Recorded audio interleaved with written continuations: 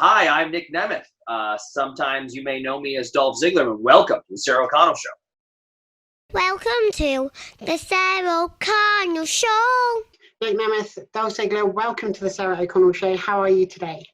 Fantastic. How are you? I'm pretty good, actually. Thank you very much for asking. Delighted to have you on my show finally. Finally, yeah. Yeah. I see you doing a bunch of interviews. This is very exciting. Exactly. They've all been leading up to this one, though. That makes sense. Exactly. So we're going to go all the way back to the beginning. You had an amazing amateur wrestling career. Is wrestling something you always wanted to get into? What was your dream job when you were growing up? It might sound phony, but my dad took me to a show when I was 5 years old, to a WWF show, and we sat in the nosebleed seats, and there was no big Titantrons at the time or anything like that, so it was really far away and it was hard to see, but I loved it. So I was 5, and I had such a great time that I told my dad afterwards, I go, that's what I want to do. I want to be a wrestler. So he signed me up for wrestling, which is amateur wrestling at the time. And I have a weird birthday. So I was 5, but I was in first grade instead of 6 here. So I started wrestling at 5. And it was just once or twice a week and with a bunch of friends. And it was more fun, but it wasn't intense training. But no joke, I walked in the door for that first Friday. And I looked in and there was just mats on the ground. And I told my dad, there's no ring, there's no ropes. I'm like, this makes no sense. And he goes, this is a different kind of wrestling. And if you get good at this, then you can maybe transition into it. Right. And then, of course, you did. And you went to Ohio Valley Wrestling. What was the transition like from doing amateur wrestling to professional? It was very different because at the time, I was just talking about this with another colleague of mine. I can't remember who, but I came into OVW and WWE without any independent wrestling training or anything. I just came out of college. It helped that I was a fan, but I had no training coming in. But I got to learn from Rip Rogers, Jim Cornette, Lance Storm. And so at the time, they were teaching, especially with Rip, it was very old school, showing all 4 corners that you're injured, all the way around the ring, very Smoky Mountains, old school Tennessee wrestling. And I came from amateur wrestling to where a couple times my shoulder separated or came out of its socket in a match, and you didn't want anyone to know, and you're like quiet and you keep going, to here where it's, someone has your arm and you're going to all 4 corners, making it big. And so I was cramming. We only had practice 3-4 times a week for a couple hours. So I was coming in the morning with a friend of mine, Mike Mondo, who went on to become Mikey in the Spirit Squad. He was training me personally in the mornings before we would go to practice. And then I would have Rip Rogers and Lance Storm train me. And then Mondo was so good at knowing the basics and training that he had his own key from Rip Rogers. So he would come in some nights with me and just roll around and let me just get the feel for it. So I was trying to cram 5 years of professional wrestling practice into 6 months to catch up with everybody. And then also once or twice a week, I was getting Rip Rogers to be, he just go chain for an hour or yell at you, and it was the best. I loved it. But the weirdest thing happened about 3 months into this very condensed extra training of me getting everything down. About 3 months in, WWE started saying reality era. And then instantly all that training that I had gotten into my brain and this muscle memory of making it big, it was no longer a thing. So then I had to cram again to get everything down to more reality based. But I think there's a happy balance in there that you can have for when you're on live events, or there's so much wrestling that isn't WWE, to where you are, whether you're in an independent show or a VFW hall or even a huge arena with no TV, and those fans need to be able to see what's going on and know what's happening. And I mean, there's an art to it, and I really appreciate working on that and watching it evolve. Absolutely. So from the age of 5, you wanted to be a wrestler. You went through the amateur leagues, you went through OVW, and then you had your big break. You became a golf caddy for Kerwin White. I love that line. Your big break. You became a golf caddy for Kerwin White. Yes. Yes. But a golf cart. Yeah, right. But it was awesome. I was still learning. I barely knew the basics, and some I knew my mat wrestling stuff and a couple of holds and not too much. but it was a chance without knowing what the hell was going on to go up to, you know, the big leagues in New York, go to Raw, work with Chavo Guerrero, and who you know, as I got introduced to him, he's like, "Who the hell are you?" You know, and I go, "Well, here's the deal. You know, I used to wrestle. I'm a fan. I'm just here to learn and listen." And he instantly asked me to roll around with him in the ring because Guerrero's, they knew amateur wrestling, professional wrestling, they can go with anything, and I could kind of roll around with him and, you know, feel it out. And he got hopefully a vibe that I wasn't a jerk, or, you know, and we got to ride together a little bit, and I got to learn from him on the road. I got to learn from him in the ring, and it was a very short-lived 2.5 months or something like that, but it was a blast. I mean, over the years, I got to work with the Guerrero family a bunch. I mean, they're so great and so fun to learn from and just have fun with. It was a great first step, even though it was very quick, and I thought I was fired once it ended, but it was a good start. Absolutely, because I think you managed to have a few matches as well against Tajiri on a European tour. Is that correct? So I was managing Chavo, and I had a very limited skill set. But from watching, and I was just managing. And by the way, they told me I'd be riding in a golf cart with Chavo, and I was walking behind the golf cart while he drove it with plenty of extra seats. No big deal. That's fine. The morning, God, I want to say it's the morning of a Raw before we went overseas. That's when Eddie Guerrero passed away. And then Chavo was not coming overseas, and we were leaving that night after Raw. And so I assumed I was also going home and just waiting further instructions. And then it turned out they're like, "Well, we're going to send you. We don't know what you're going to do, but it's a 2-week overseas tour. We'll find something for you. We know you're not very skilled in wrestling, but we will find something for you to do." I said, "Okay, great." And went over, and I want to say it's about an hour and a half, 2 hours before showtime. And there's emails going past, like, "What do we do with this guy? He's here." And so about an hour before the show starts, someone came up to me and said, "You're going to be in the opening match." I go, "Who am I managing?" And they said, "No, you're wrestling." And I went, "What?" I go, "I don't know how." And they laughed and said, "It'll be you and Tajiri, 10 or 12 minutes. Tajiri wins." I go, and they go, "Oh, and he doesn't speak a lot of English. Anyway, we'll see you out there." And I went, "Oh, okay, great." So he doesn't speak a lot of English. I don't know what the hell I'm doing. And he was so good and so great and smooth and beloved that we were opening the show. It was the worst. We were opening the show with me coming out to this Frank Sinatra-esque music that only a handful of people had seen on TV at this point. So people say they've heard crickets, and no, people were not even making fun of me. They just didn't know what I was doing on that show or who I was.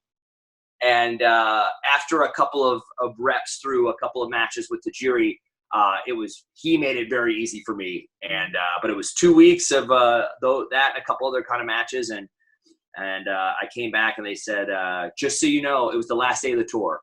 They said, "You're doing really well. We have no bad things to say. You're really learning, and you're really rolling with the punches. This is great.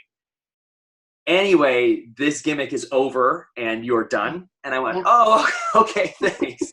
And we cheers and had a beer, and I went, "Oh, I assumed I was fired, and that was it. That was my WWE run." But that was not the end. They said there's an idea for a multi group of a couple of guys in the next couple of months, and we pitched you for it. So we'll see. Absolutely. And the Spirit Squad were a big deal when they launched. They were attacking everybody. You're in some big feuds with DX. They slimed you, Dusty Ray, Rowdy Roddy Piper. So did you, during that, I think about a year, wasn't it? You really got to... Yeah, it was almost I'm bad with dates and knowing things, and I'll usually ask TJ Wilson what I did at what pay-per-view 10 years ago. But that ended up being right around like an exact 12-month, 1 year, somehow a 1 year run was great. And so I guess you probably get asked this all the time, but I've been wanting to ask you this for about a decade. Who would win in a match with the Spirit Squad against the Ghostbusters? Whoa, I love it. The Spirit Squad were tag team champions. True. But also there was 5 of us and we could outnumber them, which is good. But back then we were so young and bad. I feel like Bill Murray would have the last word, and he'd have to go with the Ghostbusters. And then, eventually down the line, there could be a female Spirit Squad to go against the female Ghostbusters. Oh. That could be, that could all end up in time. And then by then, it would be run-ins from all of us, I think, to be a part of it. Sounds spectacular. I just want to see it happen. It sounds like a SummerSlam kind of thing. And I'd finally get, to have, a moment with Bill Murray right before the ending. Absolutely. I mean, 90s WCW definitely would have done that. There would have been RoboCop there, Chucky. RoboCop, Chucky, yeah, that's great. So then you become Dolph Ziggler. By the way, I must ask, does Dolph Ziggler have a middle name? You know what? I don't think so. I'm trying. Yeah. Just like Jack Reacher in the books that I read, no middle name. I appreciate that. Dolph Ziggler is just D.Z. That's it. But we were very hot in the pushing the attitude. Not attitude. Good God. The what the hell did I just say? It's like realistic. Reality era. Reality. I'm so sorry. Reality era. And they said, we're going to go from here on out. It'll be a lot of like realistic names. John Cena, Randy Orton, and then you're Dolph Ziggler. And I was like, I don't know that that's the same as everybody else. And I was like, I don't know if we're going reality, this sounds like it's not a real person. And so someone said, hey, you start tonight. You should go talk to the boss if you have a problem with this.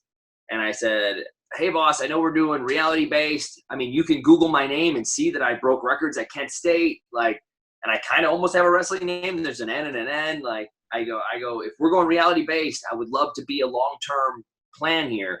And he looked me up and down and went, Dolph Ziggler, it stands out. People are going to remember it. Case closed. And that was it. And I went, okay. So I tried. And then that night I started shaking hands. So. Amazing. Well, I've never forgotten who you are, so it must have worked. He was right. So you started getting loads of momentum. You won the Money in the Bank ladder match.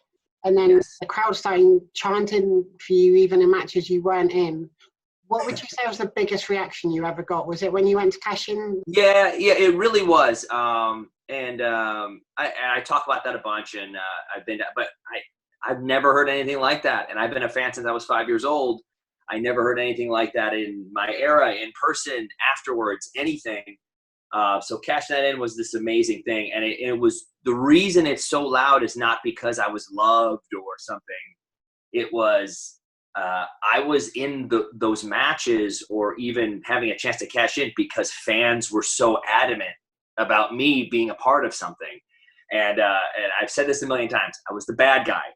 I barely got to talk. I lost 95% of the time. But for some reason, the fans at that time saw through that and said, screw it, we're with this guy one way or another. And that's what made that such a crazy reaction. And I was very lucky. There was a couple other times, I forget, it was Sheamus versus someone, and someone got hurt. It was for the world title. And someone got hurt a couple days before, and they put me in the spot. And we opened the show somewhere in New Jersey, New York, something like that. And even then, as a guy I was coming off the bench to be a placeholder for someone, the entire arena was chanting for the guy who lost all the time, didn't talk. And it was like, I go, this is pretty cool. And I mean, eventually it went away because if the machine doesn't follow you as much, after a while, you'll lose a little bit of that or all of it. And then sometimes it comes around and goes, and you got to prove yourself again, and you get the crowd and you get the office behind you. But it was, there's a couple Northeast matches, whether it's live events, TV shows, match against John Cena, to where the entire place is going nuts. And like I said, I would love to take credit for it. I would love to take credit for everything, but that's the fans taking over and letting their voice be heard. So it's pretty awesome. Absolutely. And the thing I love about you too is that no matter whatever position on the card you are, you always kind of do your best to make it the main event. Like it's the match everyone thinks about and talks about afterwards. And it's always a lot of fun. And the quality level is always really high, no matter who you're up against. Like you can work with anybody. I appreciate that. Thank you. I mean, especially in a business where everybody is trying to do that. to have so many people say that I stand out, making that a point, and that's something that stuck with me a long time ago. But also something Chavo told me was, if you have 30 seconds or 30 minutes, have them remember you somehow. And I went, okay. And a lot of times, you know, you're not that main event. You're not the 30-minute match. You don't have the entire story behind you. You don't have the long promo time to let everyone know your feelings. And you go, I'm going to make this 4 minutes seem like it was 20 and try and get them and make them believe. And to stand out amongst so many awesome talented superstars that we have, for people to bring that up is pretty awesome. I've made a career out of it. You really have. Now, you've had loads of accolades and belts over the years. Which one meant the most to you? I was a big Ric Flair fan, so being able to become world champion and have the big gold Ric Flair belt was pretty amazing. But I really liked sometimes in the years past, if you were the United States champion or Intercontinental champion, sometimes you weren't left off pay-per-views, but you weren't really a focus on the show, whether it was 3 hours long or not. And there was a time where I don't even know how I became United States champion, but I was. And myself and Zack Ryder, he once again had the fans chanting his name on shows he wasn't a part of. He wasn't even coming out sometimes. He wasn't booked, and they were chanting for him. And The Rock in Madison Square Garden is trying to have this amazing microphone time, and they're chanting for Zack Ryder at a show. So he had done that through his YouTube show and through just interaction with fans, to where him and I, eventually they put us together on television fighting over the United States Championship. But every couple weeks we were such a non-focal point that sometimes we just weren't on the show and they didn't address it.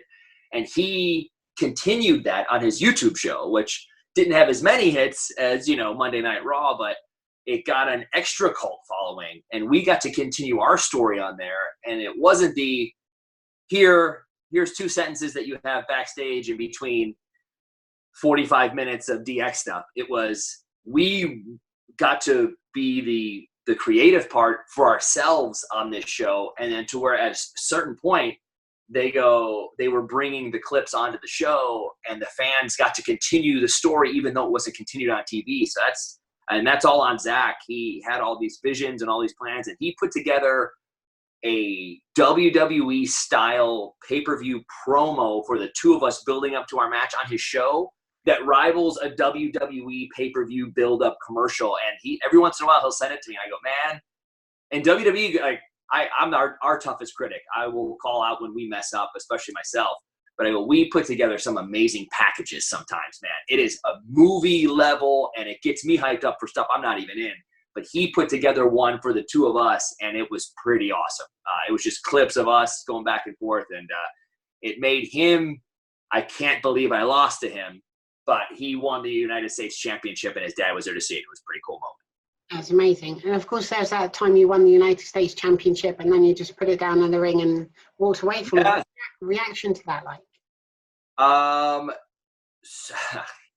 hope I have the timeline correct.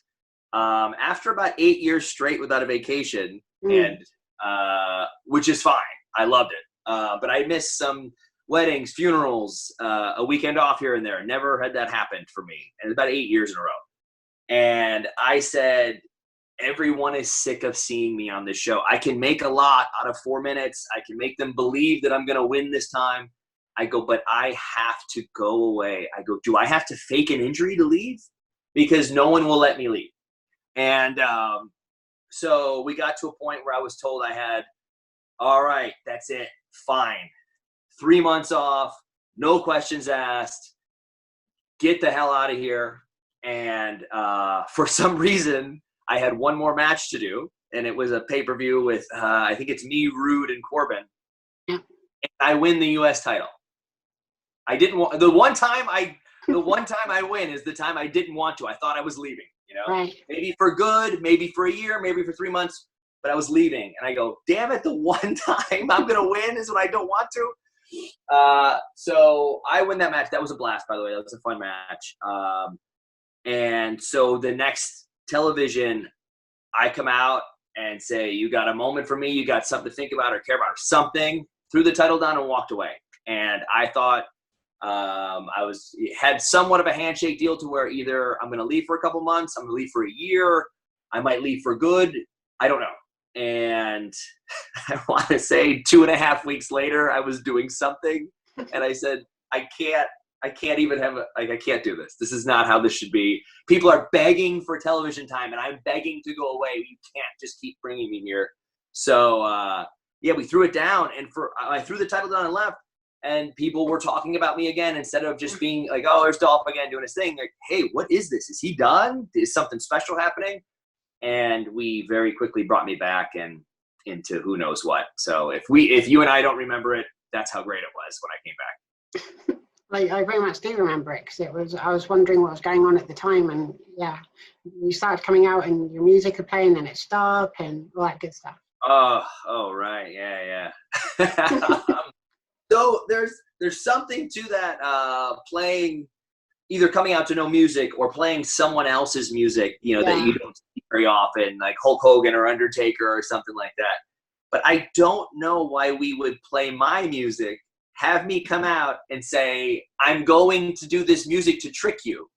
But we knew I wasn't tricking them, and I tried every week to make it make sense, but I can only do so much. So I didn't understand that. But once, or I think the Undertaker time, we got to do it without me coming out first. So we tricked him once. But I didn't understand that. But I did what I could. It always confuses me when people come out to other people's music. The one I've never really understood. So Hulk Hogan had Real American for years. Then he changed it. Then there was this guy called Mr. America kept coming out with that music, and that was never explained to me. But anyway, I worked it out one day. Did we ever even find out who that was? I know. Who was that? Why is he not in the Hall of Fame?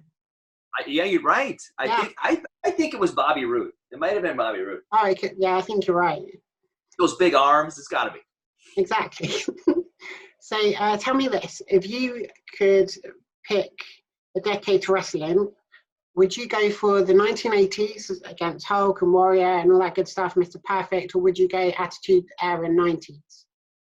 Ooh, I have a very dirty brain, so I think it would be more towards Attitude Era, but a guy my size, I don't know that I could, if I would have survived, I would have tried hard, I would have been out there, I might have been able to carry ring jackets back or get punched like Jim Cornette on the apron or something. But it was a great time, and we got to try a lot of things, but a lot of you might say I'm crazy, but this era now is a great time because you have to be smarter. And that's not a dig on Attitude Era stuff. I loved it. I watched it growing up, and they got to do a lot of things.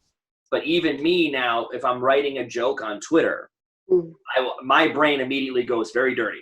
And then I go, you can't say that. So then I have to deconstruct it and make it smarter to where there's a double entendre there, or it's a smarter word choice and some wordplay. And that has made me smarter to where I'm putting out a better product for myself, to where you can't just go out there and I make a very crass joke that anybody can kind of laugh at really quickly, but it doesn't make it smart or good. So, I really enjoyed that time, but I like that we have to be smarter, and that makes us better. I must ask you, so being a wrestler is obviously very physical and demanding on your body, and you've had some injuries, you've had concussions. I remember one time, I think you headbutted Sheamus, and you kind of got a massive split open in your head. That's crazy. I know. What's the worst injury you've had, in your opinion? I've had a really bad concussion, but I've been in the weirdest way. The reason I was never, I needed that after 8 years of vacation or to go away just to be off TV was because I hadn't had a 6-month knee surgery or a torn quad or a shoulder replacement or something. I didn't have any of those things. So I had a really bad concussion to where a couple days later I was okay, but we had just starting to realize how long-term concussions can be and how you have to be much safer, and we took a lot of precautions with that. And that's by far the worst thing I had. I got hit.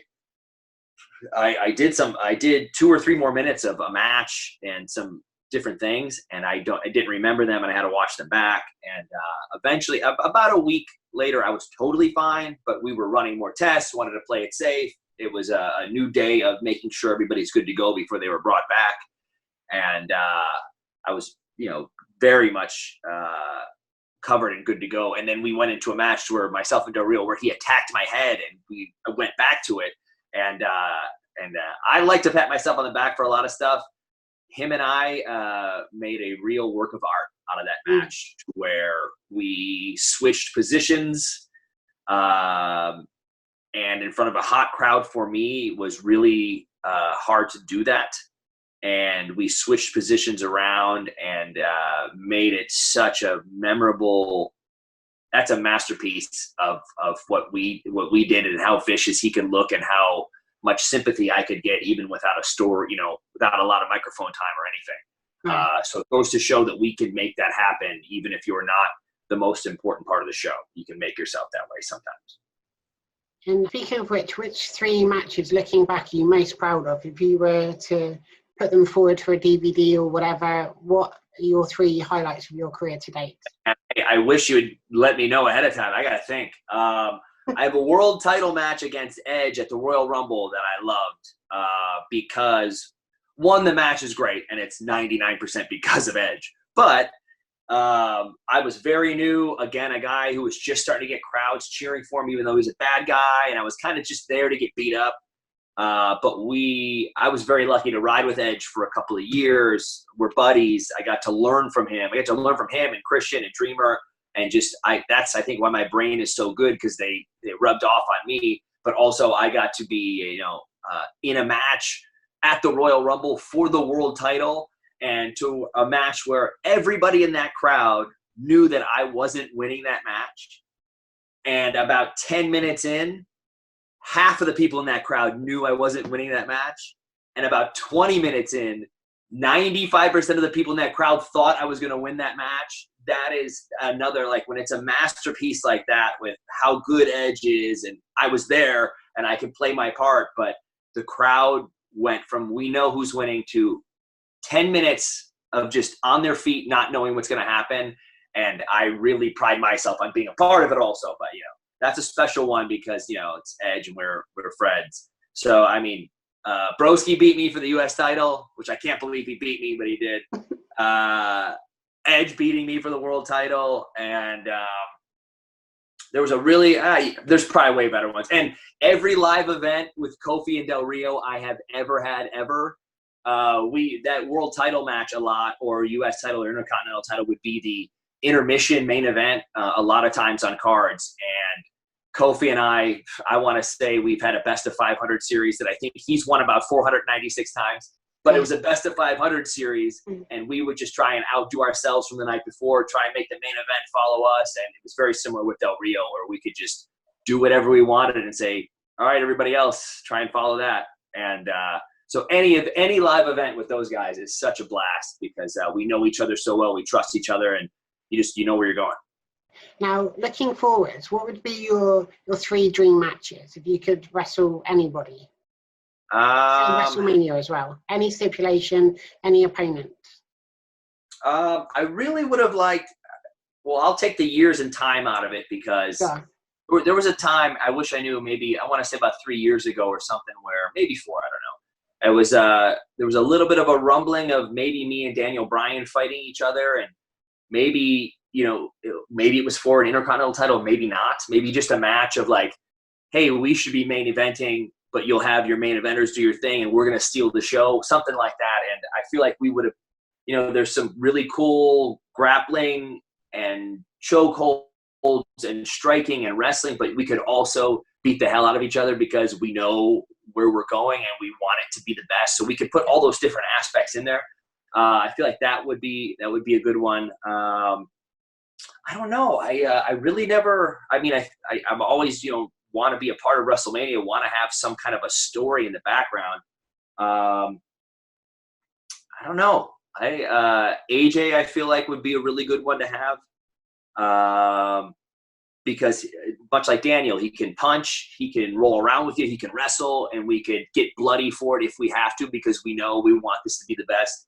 I've been in the ring with Shawn and Hunter and Flair and Piper and Dusty. I've never been in the ring with The Undertaker, so I always wondered what that would be like. Yeah. So you never know. Maybe one of those. I don't know. But speaking of which, actually, what did you make of the last? Obviously, the last WrestleMania was a bit different because no audiences and things like that. Oh God, yeah. Although huge audiences at home, I'm sure. What did you make of the Undertaker's match and Bray Wyatt's? I think it's really easy. Like I said, I'm our biggest critic.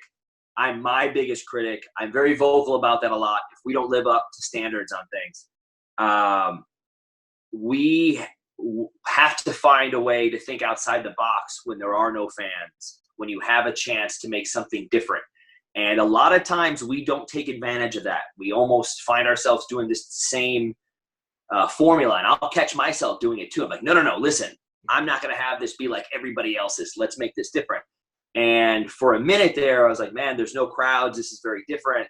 And we kind of were doing the same old stuff. And I go, man, there's some special thing here. But there was an Edge and Randy talking to each other leading up to their match with no fans. It made it more special. It made it like a soap opera or a movie where there's no people yelling what or hitting a beach ball. They're like just listening to this intense exchange. So I went, oh, that can really help us long term. We can have situations like this. So I didn't know what was being done for those matches that were like outside of the ring. You know, Right. I am our biggest critic. I'll call us out every time we do something wrong. I thought those were fantastic.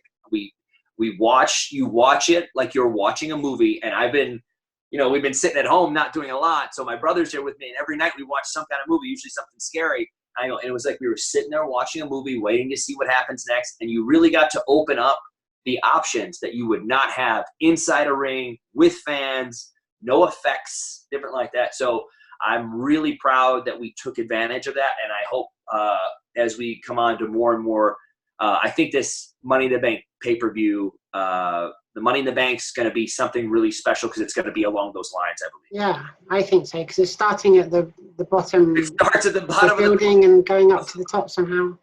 It's going to be something special like that, to where we'll start to, like, even when fans are back, we're going to, like, where can we see, once or twice a year, have a special moment where we just sit at home and eat popcorn and watch it like a movie. So hopefully that becomes some kind of a staple here and there. I think it's nice to shake things up like that. Obviously, not in these circumstances, ideally, but the fact that they're trying new stuff now is good, and it just gets you interested about the product again. Yeah, very true. Now, I must bring up SummerSlam 2019. I loved your match with Goldberg. Now, you kind of know what to expect in a Goldberg match if you've seen literally any of them, but yours, I loved, or right back sometimes, but I loved your intensity in that match, because a lot of the time people are running away from him, but you looked like you wanted to kill him on that day.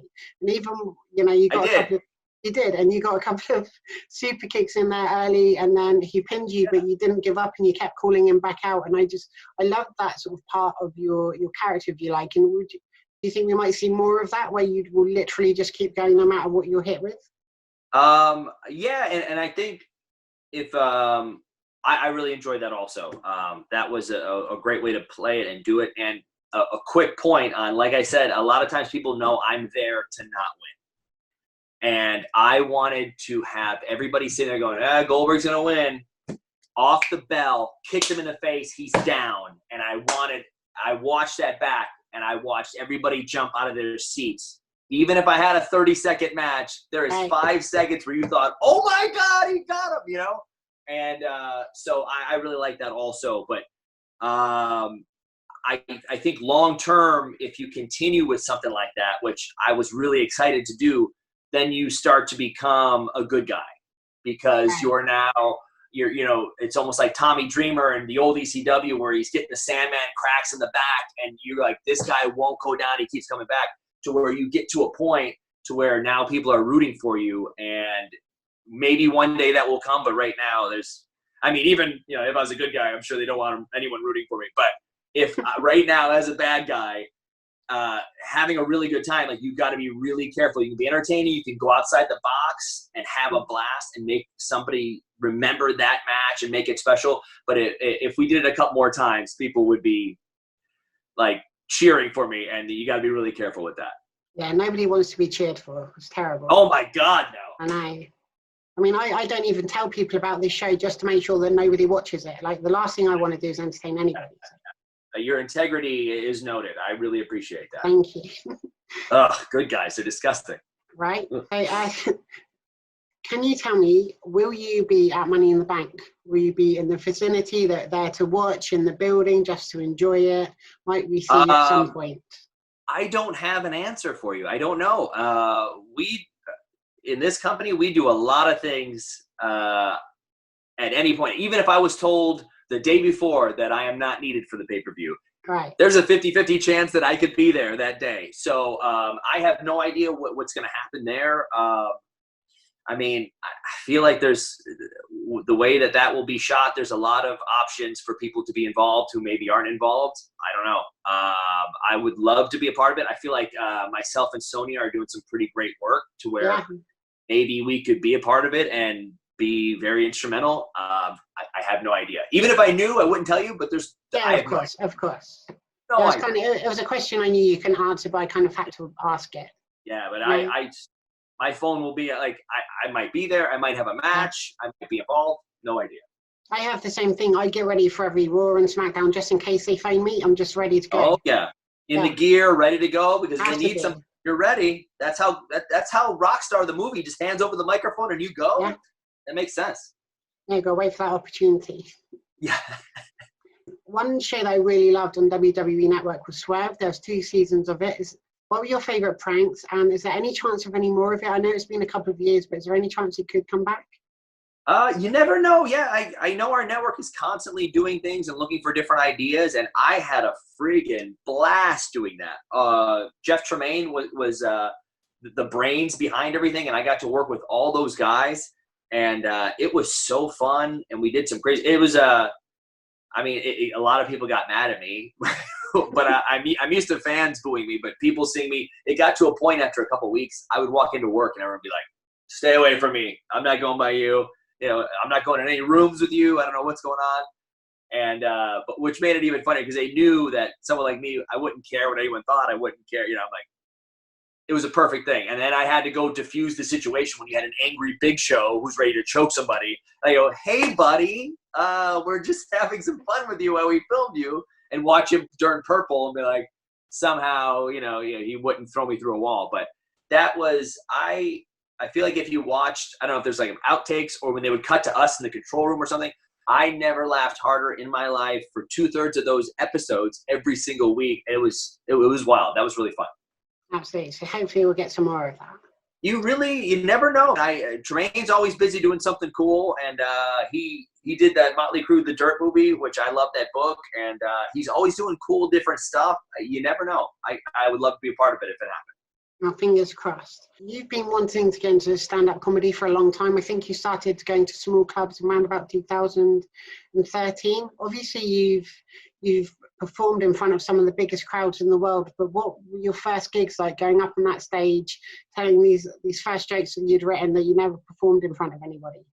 It was very nerve-wracking. One of the first times I went, I don't know if I know the date, but there was a WrestleMania match where I was a part of something, and I was in front of 75,000 people, and I was so comfortable with what I had. I knew what to do. I was like, I'm so used to wrestling. I'm like, I was comfortable and had a blast. And it was about a week later, I'm in Silver Lake, California, in the back room of a small locally owned coffee shop, and there's maybe 7 or 8 people sitting off the stage. The stage is like the size of a small table, and I'm walking out there so nervous that I'm shaking, going up, going, don't drop the microphone. Don't drop the microphone. And I pulled it off, and I held it, and I go, okay. And then I started, and I said this first joke, something about Chipotle, and I say it, and untested, I don't have any, this is an open mic, and I say it, and it seems like 5 minutes goes by of nobody responding.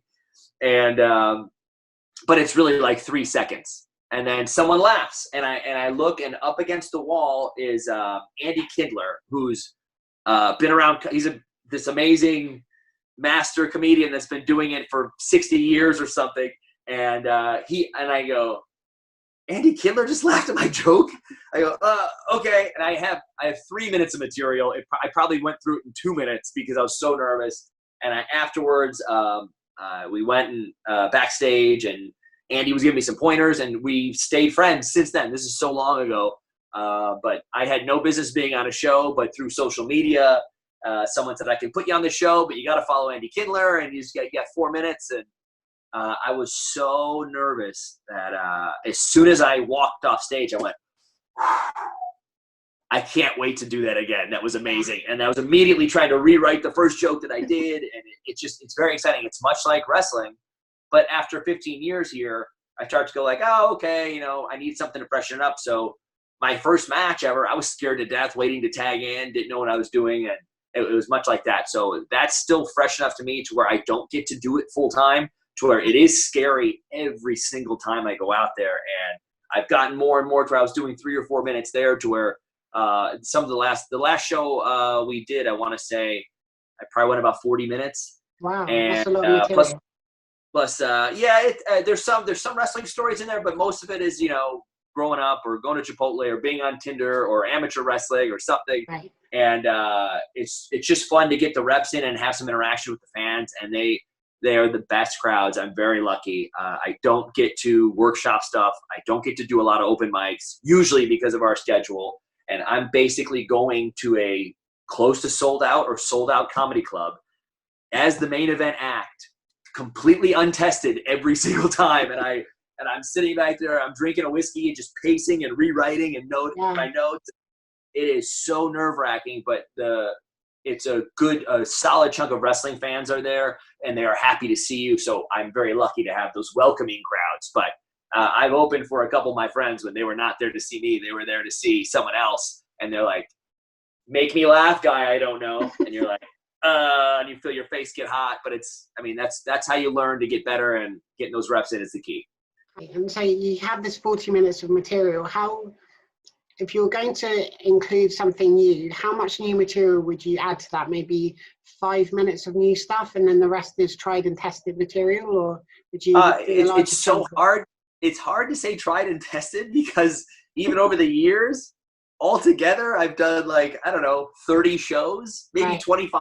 I don't know. And you're supposed to, to get better, you need about 2,000 reps under your belt just to figure out what your voice is or what the hell you're doing. And make sure I'm not just copying David Spade's act and using different words, So I need to get the reps in, but I have stories that I get to, and I always have a couple things just in case, because I did Rochester, and it was my second time going back because they were so great and had such a good time. They invited me back right away, and they invited me back 3 months later. I go, I don't have another 40 minutes. I've been working on this for 5 years. Yeah. I go, I can get some new material. So I crammed for the month before and made it about 45 minutes, and it was 15, 20 minutes of new stuff, and it didn't all work, but it was different enough. And the funniest thing to me was I was all out of material because I was trying to give something new and get everything in. And I was on my very last joke, and I said the very last 2 words. And that night the microphone had been a little spotty, and I said this big build-up story, and the punchline is the end of this last sentence. And I just go, and I'm like, and then I said, and I'm waiting for this round of applause. Allie, this is my final joke, and everyone's just sitting there and I go, I can't just re-say it now because it doesn't make any sense. And I'm panicking. I'm completely out of material, and I'm trying to rack my brain for anything that I haven't said or some story. And I go, this is supposed to be my finale, have them go nuts and get off the stage. And I just I remembered some story about bumping into Kanye West or something, and I rambled through that, and it's weird. I don't have that tried and tested, I've done this material 2,000 times, I got it down. But I went from using 4 pages of notes on a bar stool the first time to 2 pages of notes. Now I'm down to bullet points on an index card, and I just kind of give a look once in a while. And that's only because I'm so nervous. I feel like I can go out there and just remember some stuff. And when you do it that way without the notes, I noticed myself, I'll record my sets in my pocket, and I'll notice myself, if I'm having fun and the crowd's fun, I'll change something on accident, but it'll work better, and you actually get to learn from your mistakes or make stuff better. And so much like with wrestling, when I got hired and I didn't have that independent, I don't have the tried and tested or open mic stuff, but I'm doing it on the fly, and it's been a real blast.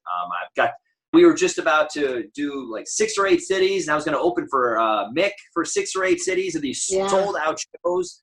I was so excited right before everything went down, but we'll get back to it, and I'm really excited for it because I've been rewriting some stuff. Yeah, absolutely, and I've seen Mick live as well. Amazing. I'd love you both to come over to the UK, and I think we will for sure because he's bounced around here, and every show that he was like, hey, can you send a tweet out for this one? I would, and it was just like sold out. It's sold like and the best thing is we're very different people. We have very different styles and stories to where it totally works as a team, to where it's very different, and you still get, we know them from wrestling. But then you get these totally different, I'm trying to do stand-up, he's telling this amazing story where I'm like watching like this. Like it's a great combo, the two of us. I think it'll work really well. Now, I've had Brian Moses on my show before when he was over in the UK filming Roast Battle. Now, you've been on Roast Battle yourself against your friend Sarah Tiana. If you could roast anybody else, who would it be? Oh, I think Miz deserves it more than anybody I know, because I know him as a friend and I roast him daily via group chat texts. But the world also needs to see it. So for years now, I've been talking with Cesaro and a couple other guys to get some kind of especially like how WrestleMania weekend and there's all these different independent shows and I'll do a comedy show. We've been trying to get one going, and I think it's once we get back to work. And we get to a big show like a SummerSlam or a WrestleMania, I think the next time we do like LA or New York or something, we will do some kind of roast there. We got to talk Cesaro into doing it. He talks a big game. He says all these, we send jokes back and forth to each other all the time, old roast clips, Steve Martin stuff. And we send all this stuff back and forth, and he's good and he's funny and he's so dry. We got to get him on stage. So I might need your help for that. But once we do that, maybe we can roast Miz. I think it'd be fantastic. Sounds amazing. Now, who are your comedy inspirations? Who makes you laugh?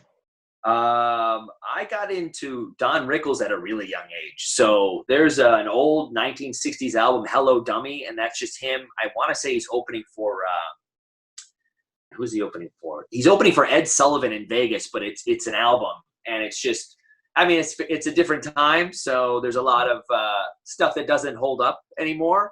But the idea and the brain work and and being able to just go on the fly and be so polished that you can just talk to somebody in the crowd, have something for him, and go back and forth. And he made an album out of it, and it's pretty great. And he was roasting people before roasting was cool. So a big Rickles guy. I love David Spade. I feel like he's so smart, and we both kind of have a similar swagger to ourselves, or at least people, similar characters to each other, to where, and he's smart and funny and smug, but on purpose. And it's so great. I'm a fan as I read his books, and I really like that show on Comedy Central, Lights Out, that he does, because it gives a chance for comics to be on there and all the time, which anything like that's pretty cool. Bill Burr is really funny. Whitney Cummings is funny. Sarah Tiana, I love her. She's great. Trying to think of who else. Who do you got? Who do you like? I've been watching a lot of improv at the moment. I've just going back and watching old Richard Pryor and Eddie Murphy, and a good friend of mine from Canada, Catherine Ryan, I love. She's on Netflix, so check out her specials. Oh, right. Already. Yeah. And Anthony Jeselnik and all the Roast Battle stuff, and Jimmy Carr and people like that. I'd love, So I know Jimmy Carr's stuff. And what was the game show that he did for Comedy Central? Do you remember? Your Face or Mine. Have you seen that? There's one on Netflix as well, and he's done a lot in the UK. He's literally always on TV hosting. I would assume, yeah. I'm a big fan of his. I think he's great. Anything he does, I'll make sure to watch, because he was in that Roast Battle tournament also. But like with him just doing stand up or being on a show is one of my favorite things. Aside from his laugh, which I'm sure you've grown accustomed to. I was going to see Anthony Jeselnik once. He was in London. He was just doing one show, I think. And I heard that laugh in the audience, and I swear that was Jimmy Carr. I didn't see him. I just know it was him. Yes, of course. And of course he'd be there to see Jeselnik. That makes sense. That's perfect. Yeah. Right. That laugh is so funny. Oh, my God. best. Exactly. I'm planning on getting into stand-up comedy myself. I've been writing a ton of material. Inconveniently, everywhere's now closed and I can't test any of it out in open mics and stuff, Of course. which isn't perfect. But what advice would you give to somebody that wants to get into stand-up comedy? I mean, I will start with, I don't know what the hell I'm doing, but I just from watching for years, you sound like if you're a student of wrestling, you become a good wrestler because you sound like you're a student. Watch old Richard Pryor and Eddie Murphy, right? And you study it, and you get to a point where you see stuff so much that I'm not just watching and laughing or whatever he says. I'm watching why he said something this way, and the movements and the steps and the beats and the timing, and it's how comfortable they are is a huge thing. Like I said, that first time I went out there, I was shaking on the mic. Everyone could tell that I was nervous, and they're like, "Yeah, good luck." But now I don't know what I'm doing still, but I'll go out there and there'll be a huge crowd and they're happy to see you. And you're like, hell yeah, how's everyone doing? This is great. Where did you come from? Who are you? I'll speak up. And you just get into this zone to where you're comfortable, and it's just like wrestling to where they know you're comfortable in the ring. They know you're good at your job, and they can just sit back and enjoy it however it is. So it's the same thing I told my brothers, like whether you're wrestling with me, you're a mailman, garbage man, if you work harder than everybody else, it still might not work out, but you'll know you did your job the best you could and better than anybody else. And you'll always have that, whether you become successful, whether you don't, whether you love what you do, whether you don't make it big as a comic, but you know you're good. You can go to sleep knowing that. And I still stay awake most of the nights anyway, thinking about some match I messed up 9 years ago or something. But right. It's stuff like that, always wanting to put in the time. It's very similar to when I was wrestling in high school, to where I went to St. Ed's, and we were a really awesome, like a powerhouse, national champions in wrestling. And we were really good, but there was talented guys on other teams, but we put in the work and the conditioning. And I think I still have the ring conditioning now that I did in high school, because I never get tired, because I go, if I'm in the best shape there is, I can beat somebody who's better than me. And I take that same way to wrestling or comedy or anything like that. Like, I have the wind. I have everything in my mind. I know when it comes down to the last couple seconds, it's on me to win or lose, and I'm going to make it happen. Yeah, I'm the same way. If I'm planning on getting into something, I want to study the best in the business. I want to read every book. I want to watch every documentary. I want to see as much live comedy as I can, and go to nights where people are just testing out material and to see the timing of things, and then trying to play around with the stuff you've written. And because just one word can make a huge difference to a punchline, and how you execute it, and how you deliver it as well. And all this kind of stuff's really important. So I kind of feel like, if I go out there with 5 minutes of material and I completely bomb at it, but I know that I gave it my best and it wasn't just going out there assuming I'm funny, then I'll be at peace with that. And then I can go back and try and improve that. And, maybe a few things get a laugh, and hopefully I can build up more material. But that's kind of how I'm approaching it too. Absolutely. I feel like that's the best way to do it. I can't remember what the joke was. It's been so long since I've done something, but there was something I thought was such a smart joke. And I was opening for Sarah Tiana for like 3 nights in a row. And I would go, this is such a smart joke. The crowd's going great. Oh, they're great tonight. And I would say it, and it never really got anything more than a lukewarm response. And I go, this is my best joke and no one cares. And she goes, take it out. We'll work on it on the side, whatever. So then I was just going from what I was saying with a hot crowd into this next thing, and it just made it so much better. So I was taking out a joke that I think is the best, but it didn't fit in that spot, and it kept the crowd from laughing. Instead of stopping, they continued on to even higher. And I went, now she's like, now find where it works somewhere else. Tomorrow night, try in a different spot, or take this word out, or take that out completely. And you have to play with it, and you got to get all these reps in. And then you eventually figure out what the hell you're doing. But little things like that, having a mentor or someone who's done it for 10 years, go, I know it's smart. You and I know that is really funny. Get it out, or switch the wording, or try this. And it's weird, because if you don't have a crowd or to test it on, I go, this is my smartest stuff. Why does no one care? You go, take it out, keep the laughs going, make your show good, make that better, and then put it back in, and you'll find something. It could be a clunky word, or it could be too smart, or it could be too on the nose or something. And it's an ongoing process, obviously. Yeah, But I love it, and the challenge of that excites me too. So I'm looking forward to sort of getting in there and just trying stuff out. Hell yeah, it's scary as hell. It's the best. And I written loads of extra stuff as well because I assume that only one thing will work. So then I'm going to have all this other stuff to try out, and hopefully some of that's okay. And then we'll see what happens. In about 10 years when they open the planet back up again, because at the moment it's just closed. Yeah, right. You'll have notebooks this high, like you can only do 5 minutes. Like I have 2 hours of material. Yeah. Now I must ask you to. We've been going forwards chronologically, but I want to go all the way back now to 2001. You're in a nightclub. Jack Black is there. It's the movie Shallow Hal. I don't know why my name is in the credits. Right. I don't know. So were you actually in it as an extra or anything? Or were you not in the? As far as I know, I wasn't in the movie. Right. But people bring that up all the time. I have no idea. Because I've looked for you in that film and I couldn't find you. I don't think I'm in it. Right. But I mean, 2001. It was a lot of a haze there. I turned 21. You never know what's happening there. You know. Exactly. Who can remember that? I can't. I could have just been at a club somewhere while they were filming. You know, that could have. Yeah. That's what happened. It's probably what they did. Yeah, I wouldn't doubt it. If you see me, let me know. Then I'll know where to look. Oh yeah, I'm gonna keep. I mean, I've been looking for months now. I'm sure I'm gonna freeze framing it, just zooming in. Then you're gonna have 2 hours of Shallow Hal material to bring up once you can go back to the clubs. Yeah, pretty much. Like, who's seen Shallow Hal? Like, we weren't born when that was on. Oh, okay. Right. Great. That's the problem. Now, I think you're in the 2016 movie Countdown alongside Kane. Do you remember being in that? Yeah. You know what? I'll have to check, but I'm pretty sure I'm in one. Yeah. Right, and that was a WWE Studios movie, and you're the lead in it, and there's lots of action. What was that like to do? Was it fun for you? Do you want to do some more? It was amazing. Yes, how I study our business or comedy is the same way I study if I'm watching a movie now. I can't take myself out of it, so it's always the mechanic.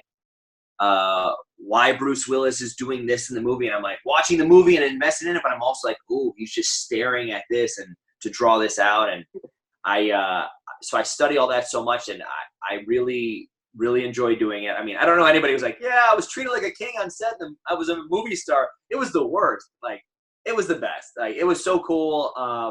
The crew was great. We crushed. It was a WWE thing, so it was kind of fast and moderately cheap, but we condensed it down to a couple of weeks and went nuts and did like 15-hour days and got it done, and it was pretty cool. But it was a blast. I loved it. I got to learn from real actors and actresses giving me pointers here and there, a director point out things, and then it just made me want to study it more and do more things. So and now not just right now how everyone's kind of not out and about, but I've been working on different acting classes and different things, and I will, now that we have once we go back to normal, we'll still have a slightly less of a hectic schedule than I've had for about 10 years. Yeah. So I've had the time to be back and forth to LA and actually do a couple things. So I'm looking forward to it.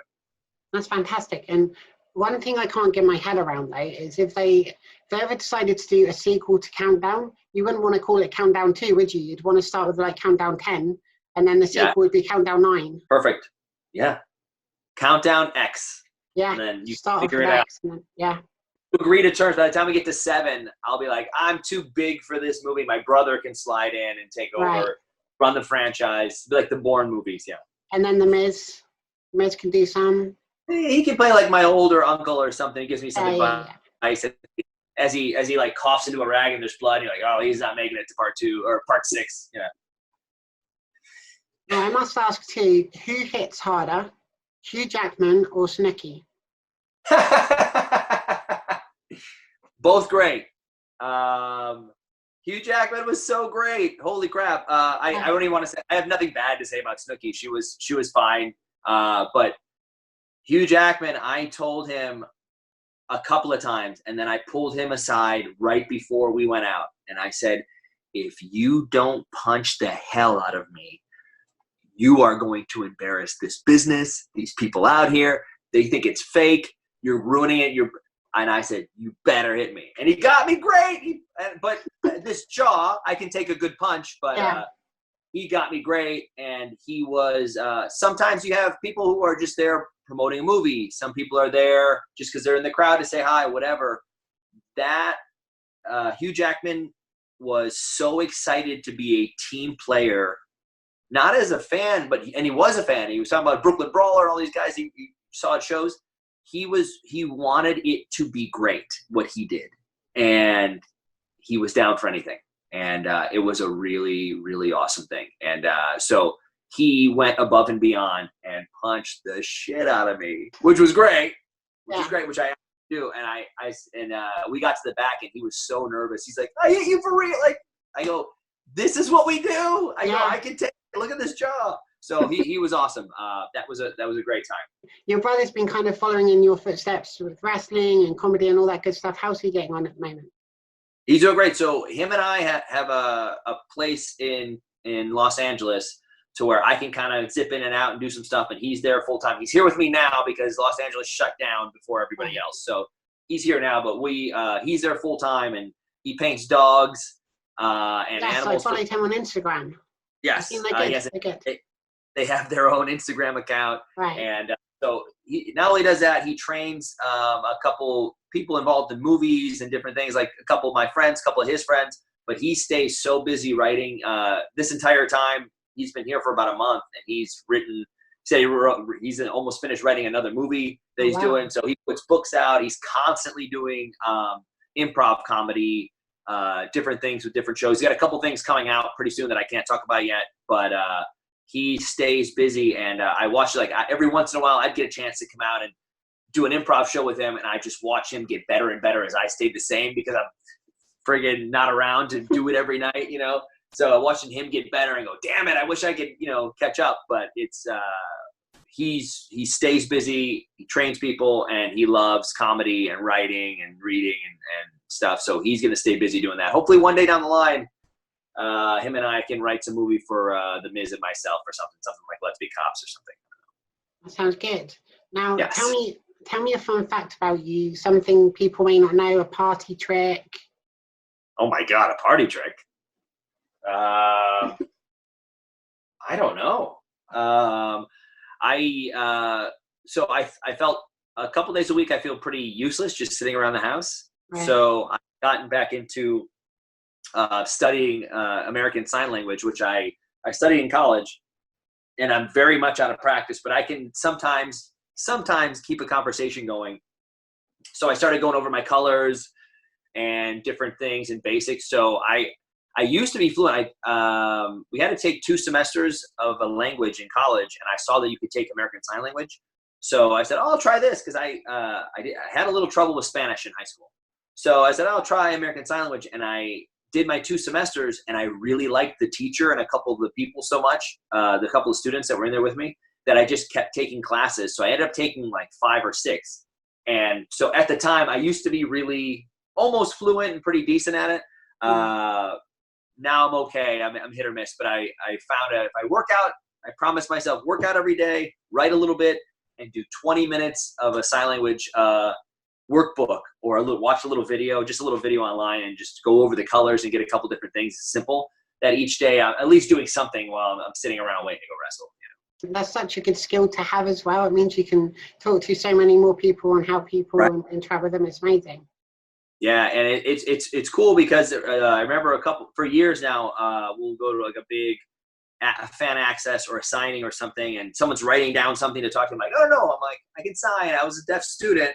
I was like, I can sign with you, and I can do a couple different things, and it's cool. So they don't, you can communicate and get whatever you picture or autograph or whatever. You can actually understand what they're saying without them having to write down or have someone talk for them. It's like it's a cool moment. Can you tell me what other plans you might have for the rest of the year and beyond? Are there any other projects you're cooking up? I really, right before this happened, I told you I was doing a bunch of comedy shows we had just announced, and I was doing a bunch with Nic.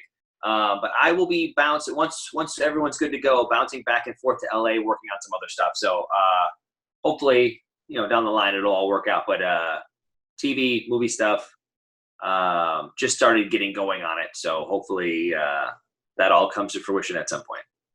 Do you think we might see a special at some point on Netflix or WWE Network when you've got an hour of comedy that you want to share with the world?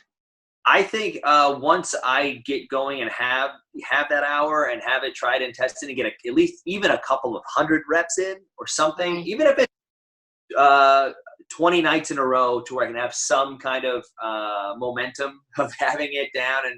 And even though I would totally be very inexperienced doing it, I'm sure we can arrange something like that. Maybe we can have maybe the Roast of The Miz live on the WWE Network, and I can maybe be Roastmaster and start with 15 minutes of material, then bust into all the people on the stage, and then bust into Miz and then host it or something. Maybe something like that I think that's very realistic. And I think if everyone stays on Cesaro and gets him on it, we can make it.